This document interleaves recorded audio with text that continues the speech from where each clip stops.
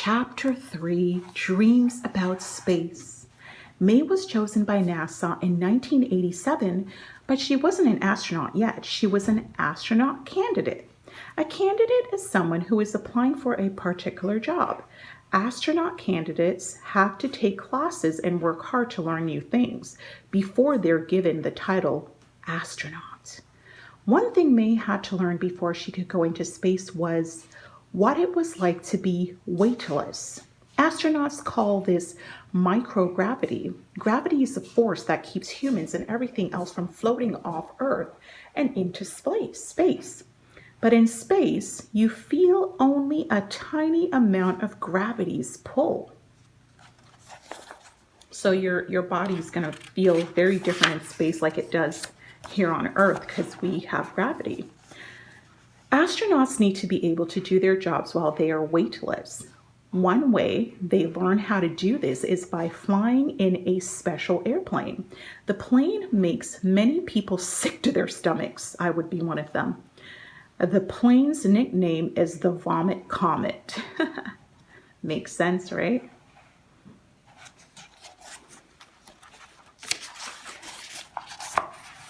Mae also needed to learn how to survive in the wilderness and in the water.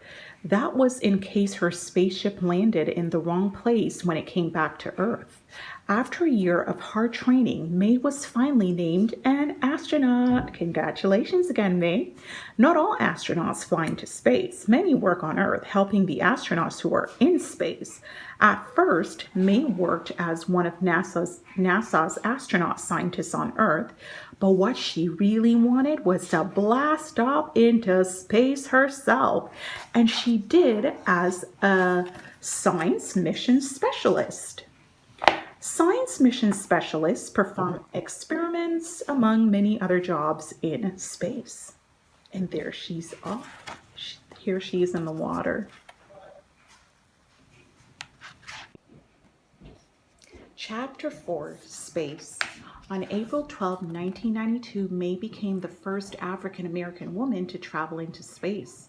The first white American woman to fly into space, Sally Ride, had done so in June 1983. The first African American male astronaut, John Bluford, had gone into space 2 months later in August 1983. Now, Mae was making history by being both a woman and an African American. Mae flew on the Space Shuttle Endeavour. She spent about 8 days in space and completed almost 127 orbits of the Earth. In that time, she traveled more than 3 million miles. Mae wanted to celebrate art and creativity in space. Among other items, she brought a poster of an African American dancer and a statue made by a women's group in West Africa onto the shuttle. In orbit, the astronauts did experiments. Mae wanted to know why some people get sick to their stomachs in space and how to make them feel better.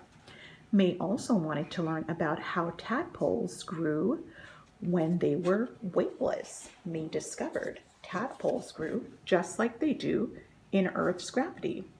When we got back to Earth, the tadpoles were right on track.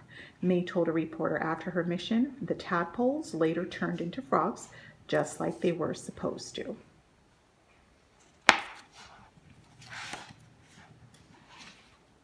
We're getting to the end.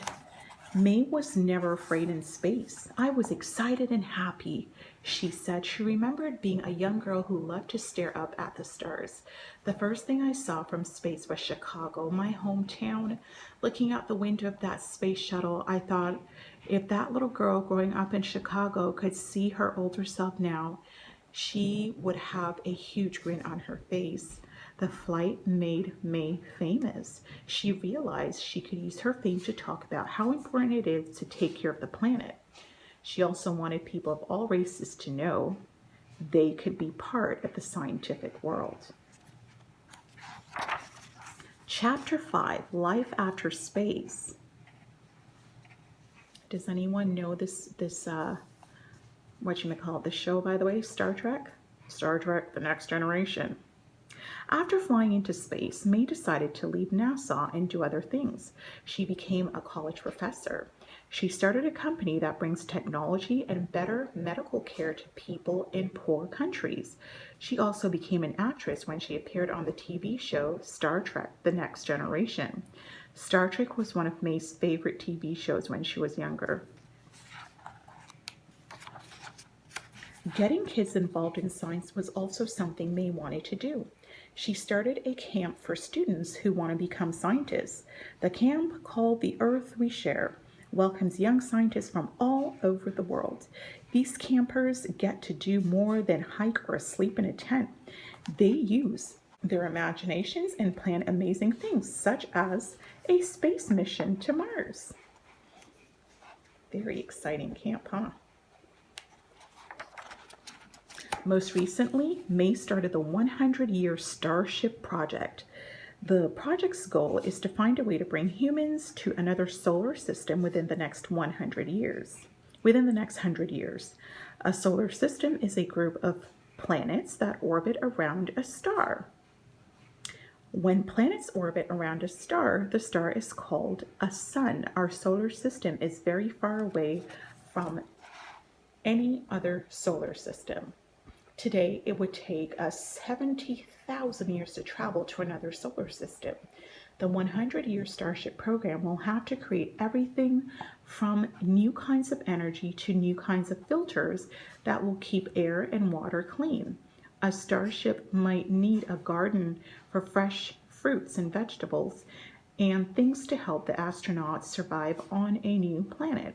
Most of all, Mae wants to make sure that all kinds of people, not just Americans and not just doctors, will have a chance to be involved.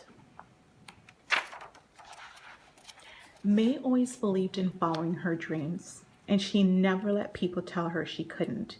She also refused to become any one thing, a scientist or an artist, a doctor or a dancer. Mae believed she could do anything, and she did.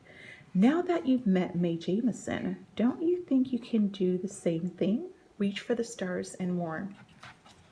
Oh, but wait, there is more, my friend. So here are some science experiments that you can try at home. We're not going to go through them, but if you do have this book, you could probably go to a public library and rent it out. If you grab a hold of this book, you could do this. And there are other activities at the back. So there it is. You can have your parents order it off Amazon or purchase it in the bookstore. And here's some fun facts about Mae Jemison. I am so inspired by this young woman, boys and girls, this young astronaut who did not limit herself even though she was discouraged by teachers. And so whatever your dream is, make sure that you stick to it and follow it no matter the challenges that you face. So thank you so much for tuning in, boys and girls, and I will see you on the next one. Bye-bye.